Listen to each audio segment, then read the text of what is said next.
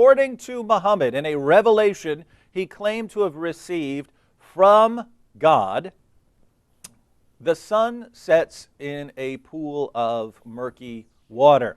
Now, the reason this is important is because Muslims, as their main argument for Islam nowadays, appeal to scientific accuracy, the amazing scientific accuracy of the Quran. And they usually don't bother to show people how the Quran is scientifically accurate. They walk up to people and tell people that, right? Because people in the West have a pretty high regard for science. And so Muslims come along and say, you see this book? It's filled with amazing scientific accuracies that no one could have known. No one could have known in Muhammad's time. No one knew them for centuries. No one knew them for centuries after Muhammad's time. It's only today that we are fully coming to grasp the amazing scientific insights in this book. And people convert based on hearing that, not realizing, wow, maybe I should actually bother to read the book and see what it says on various scientific topics to see whether this claim is true before I go ahead and convert to a religion.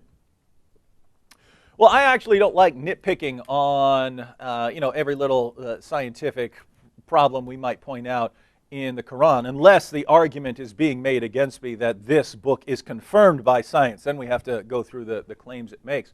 But I want to address one right now that is very important because it's not something Muslims can reinterpret. Right? There are passages in the Quran that seem to be saying something obviously false. And a Muslim will want to say, well, what that really means is something completely different from what it says in Allah's perfectly clear word. Allah brags over and over again in the Quran that His word is perfectly clear. Muslims find something that's obviously false, and so they say, what He really meant was something totally different. And here we have a passage that is so obviously wrong that Muslims try to reinterpret it in our day.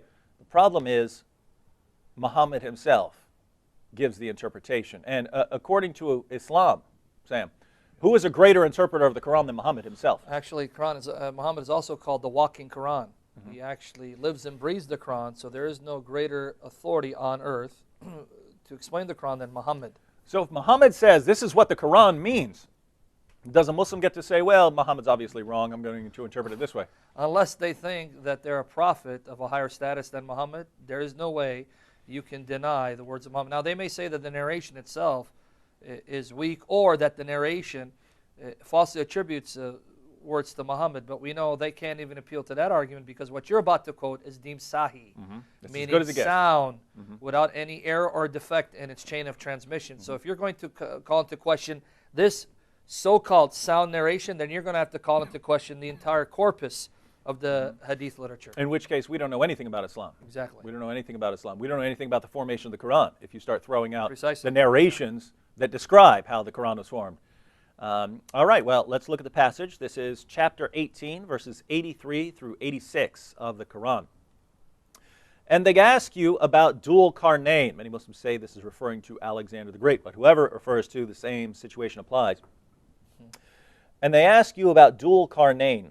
Say, I shall recite to you something of his story. Verily, we established him in the earth. This is Allah speaking. Verily, we established him in the earth, and we gave him the means of everything.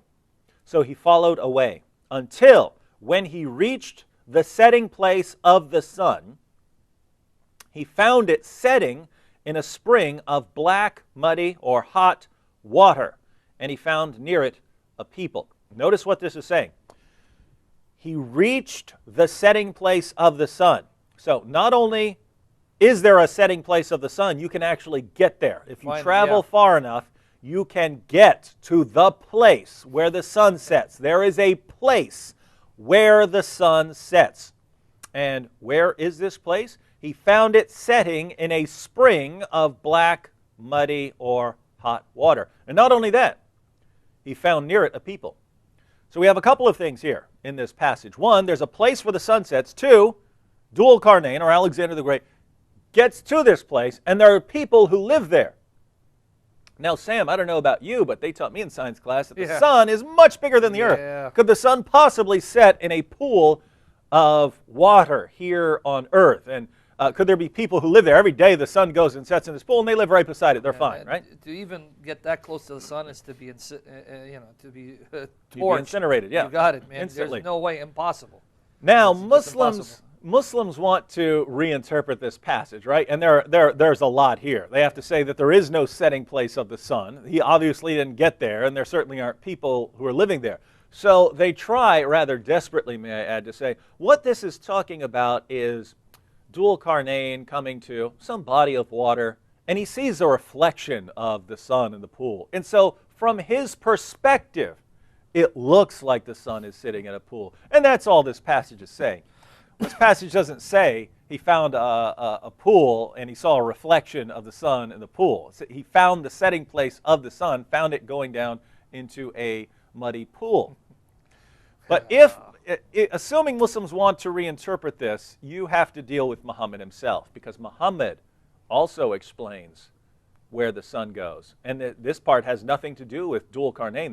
This is Muhammad telling one of his companions where the sun goes. It's not, Alexander the Great is looking at a pool or something like that. Got nothing to do with this passage. Exactly. So let's see what Muhammad says. Sunan Abu Dawud, number 3991. This, again, as Sam pointed out, is classified as Sahih. Abu Dar said, I was sitting behind the apostle of Allah, who was riding a donkey while the sun was setting. He asked, do you know where this sets? I replied, Allah and his apostle know best. He said, it sets in a spring of warm water. Nothing about Alexander the Great. Nothing allegorical. Nothing about a reflection. Nothing about a story. This is Muhammad talks to one of his companions. You know where that sun's going? I don't know. You know. You're the prophet. It's going to set in a pool. There's no reflection involved here. This is Muhammad telling his companions where the sun's going. Exactly, yeah. So if you're a Muslim, Sam, and you understand how to interpret the Quran, you have to say, the Quran says, Dhul Qarnayn found the place where the sun sets in a pool of water, people live there.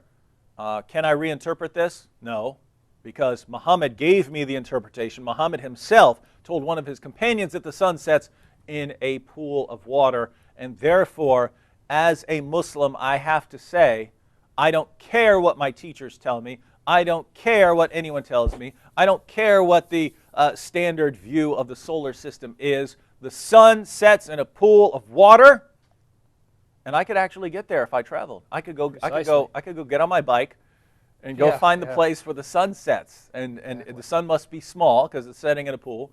And I have to believe this as a Muslim. Because, my friends, if you have Muhammad's interpretation and you reject it, you've already rejected Islam. So you might as well go all the way. You can't embrace a Quran-only position, like you said. Just for the record, if you're going to abandon the Hadith literature, then you do not have any way of demonstrating when the Quran was compiled, where it was compiled, by whom it was compiled, and what are these verses referring to without recourse to the Hadith literature. So if you're going to toss out the Hadith, you have destroyed the very foundation of the Quran. So you can't have your cake and eat it too, so to speak. So you're stuck with this.